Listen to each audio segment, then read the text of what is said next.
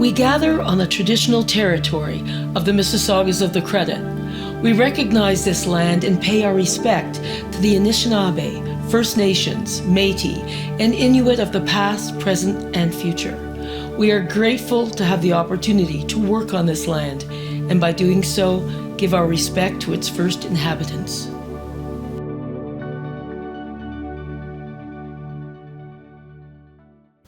Welcome to the Stories of Lakeview and the Small Arms Inspection Building. It's hard to believe.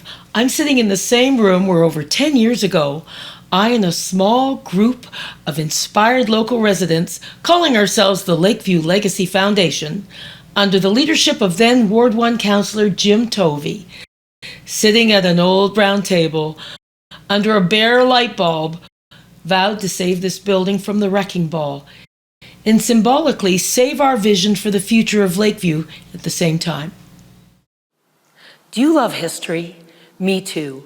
And being a resident, I'm especially fascinated about how Lakeview became Lakeview over 300 years ago.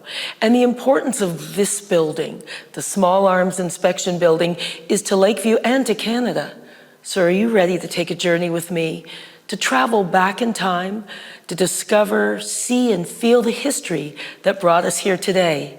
To imagine yourself walking on the sometimes impossible path of those that came before us. Follow me to where it all began. Archaeological exploration tells of a human presence in the Credit River Valley of present-day Mississauga for thousands of years. In the 1600s, Europeans named the Ojibwa tribe the Mississaugas, after the Mississauga River, on the northwest shore of Lake Huron where they'd first encountered them. Mississauga is believed to mean River of the North of many mouths. Lakeshore Road opened in 1804. It had been a long-used Mississauga Indian trail that snaked along the shores of Lake Ontario from York all the way to Niagara. In 1806, the Crown acquired the area of Lakeview in a legal agreement called Treaty 14, or the Head of the Lake Purchase, for the equivalent of 10 shillings.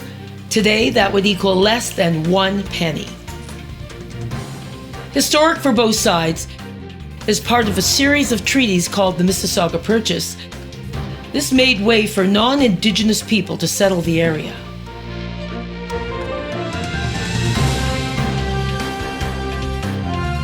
Sadly, the increased presence of settlers made it impossible for the Mississaugas of the Credit to hunt and harvest the land and water that they were promised would be shared.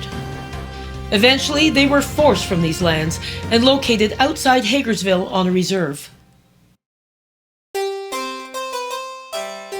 The earliest known landowners were Loyalists, Colonel Samuel Smith and Sons, who parceled off Lakeview's rich farmland to early settlers.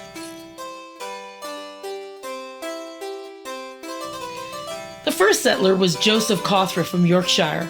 He and his sons built the first mandatory timbered home in Lakeview and created farms and orchards that were passed down through generations.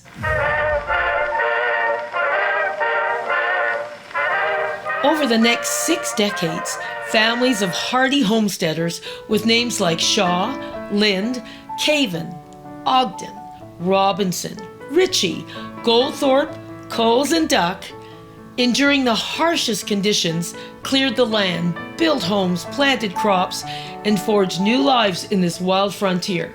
Their names forever memorialized on the streets throughout Lakeview. William Weller owned a stagecoach line running between York, later Toronto, and Kingston. In 1835, he expanded, offering service in winter from Toronto to Hamilton, transporting mail as well as passengers to Lakeview. The route was harrowing and often dangerous, but some of Lakeview's boldest founding families arrived this way. Fun fact, William was married twice, and it's said he had 22 children. Other settlers, like James Robinson Shaw, were real characters. James had a thriving blacksmith shop and a general store.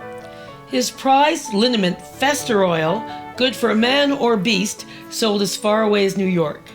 He was also the town healer and pulled out teeth with his own self-made medical devices at his kitchen table. Another local, William Duck, had a passion for racehorses. This paid off when his prize filly Flossie became the Queen's Plate winner of 1871. They say you could hear her hooves pounding down the middle of Lakeshore right to the finish. By 1890, tourists had begun flocking in droves to popular Long Branch summer resorts, many from as far away as even the U.S. A second beach post office had to be built to service the Long Branch Hotel's flood of travelers arriving to enjoy what had become one of Toronto Township's favorite holiday destinations. The Canadian government purchased the Arsenal lands in 1891, spurring the next phase of Lakeview's growth. Along Lake Ontario, the Long Branch Rifle Ranges opened, training brave young men eager to serve on the battlefield. Between 1894 and 1910, major modernization had arrived. Former horse-drawn streetcars are now magically motorized. They service the growing towns and villages along route to shops and Port Credit, and on to the new amusement park, first bowling alley and Ferris wheel. All aboard!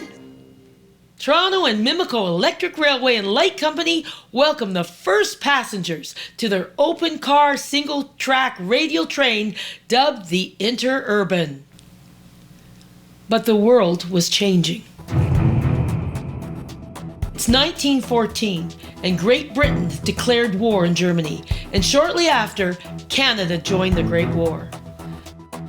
Suddenly, all eyes are on the Arsenal lands, where the Curtiss Airplane Company has opened a flying school and built the first aerodrome in Canada. The military camp becomes a central hub for training thousands of soldiers from across the country eager to join in the fight.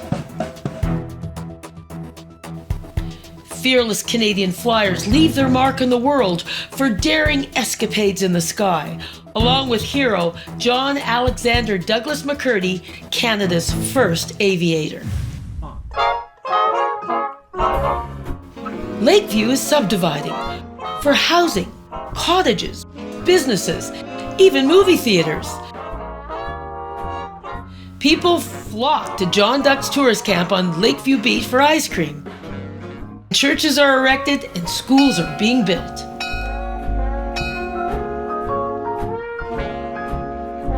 And oh, the excitement! 200 of North America's leading golfers enter the Canadian Open at the prestigious Lakeview Golf and Country Club.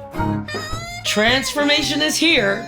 Buses replace the Long Branch Port Credit service. In 1935, the last train leaves the station. And the fight for freedom begins again. Canada enters the war against Nazi Germany.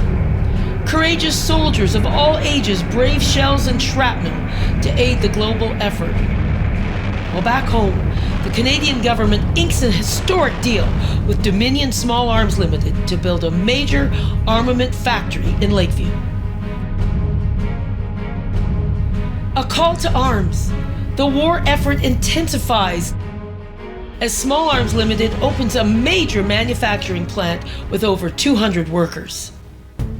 Canadian soldiers had an edge as a new Lee Enfield No. 4 Mark I rifle comes off the assembly line. Recruiters across the country enlist women to do their patriotic duty. Small Arms offered free training and passage to New Toronto, where women from coast to coast arrived daily to join the war effort and an assembly line. I thought, this is my opportunity. So what do you know? I was accepted and I was so happy. Thousands of workers descend on Lakeview to support the Small Arms workforce, building critical munitions for the fight overseas. The new War Emergency Training Program instructs them on powerful machinery, working one of 3 8-hour shifts a day, 7 days a week, eager to help our boys at war. Hard work, but for many it was exciting too. It was a job that we were proud of. I was proud of, very proud. The journal of one 17-year-old from a farm in a small town in Saskatchewan raved about the modern dorms, wash machines, going to dances at the Palais Royal, and even seeing her idol Lucille Ball at a War Bonds rally. Small Arms Limited, 5,500 workers, produced an incredible over 814,000 rifles and over 382,000 machine guns, living up to the demands of combat and playing a critical role supporting the war effort. More than $44 million worth of Canadian-built armaments aided our forces. Can you imagine how much that would be today? Victory!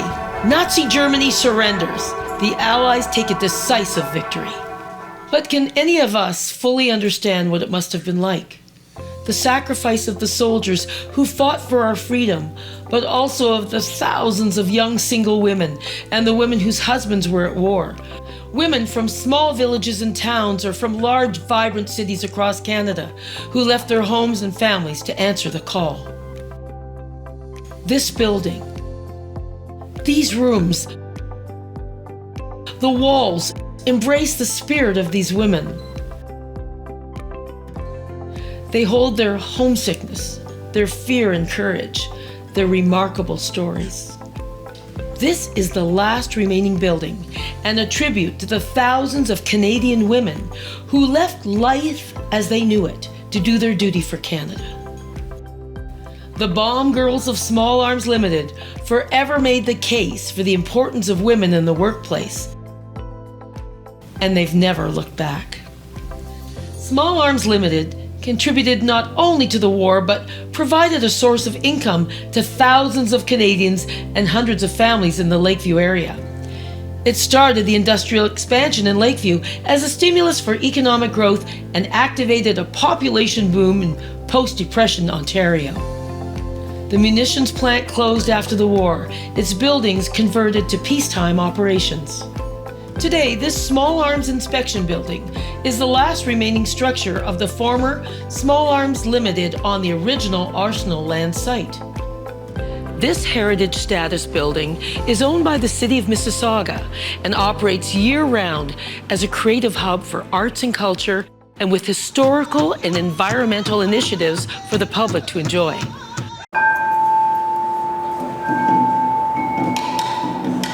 We're in this beautifully renovated part of the Small Arms Inspection Building, where the gifted minds of CreativeHub 1352 collaborate with the community and partners to provide creative programming and unique events.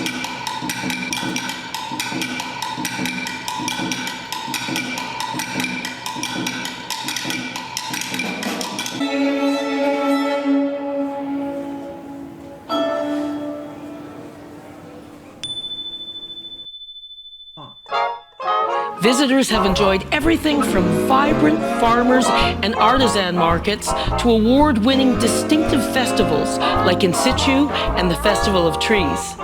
CreativeHub 1352 is committed to reanimating and reimagining the Small Arms Inspection Building.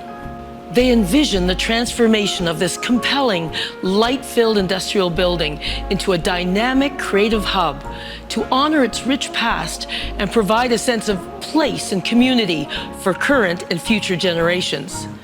There is no limit to what this building and vital part of our history can be, if we all just open the doors and let our vision, dreams, and imagination in.